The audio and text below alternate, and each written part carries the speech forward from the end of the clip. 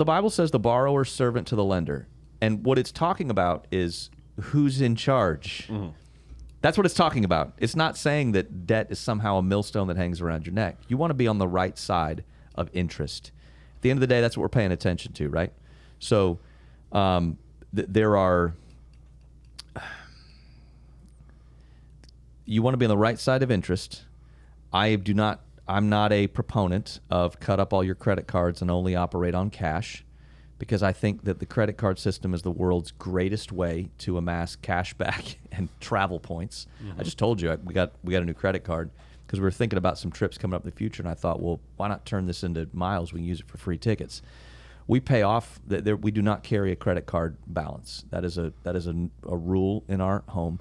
And I often push people before they think about whatever loan they're going to take out. Every single thing you buy or everything you get comes with a tax. And I'm not talking about the tax when you go swipe it at the counter or whatever. Are you prepared to pay the maintenance tax? Are you prepared to pay the upkeep tax? And are you the right side of interest? We're just trying to play the right side of interest.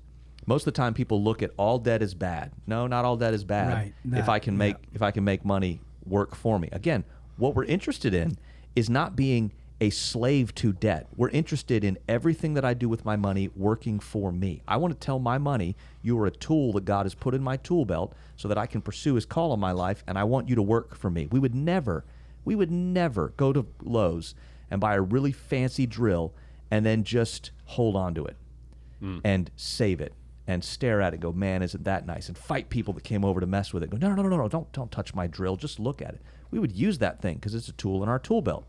And it would get dirty over time, and it would get messy, and that would be kind of the same thing with money. Yeah, Make it work. You said not all debt is bad, but there is debt that is bad. Yeah, compounding credit card debt is a bad idea. You should get out of that as quick as you can. Yeah. I think that sometimes school debt is a bad idea. Yeah. Because I think sometimes the degree that you're going for with the job that you want to get, why on earth would you walk into that job $300,000 in debt when that job's going to pay you $65,000 a year?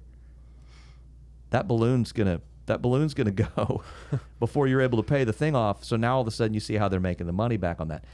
We want to make money work for us. We want to make debt work for us. There are places that we have to pay the piper in order to sing the tune, but we want to be able to come up the right side. Yeah.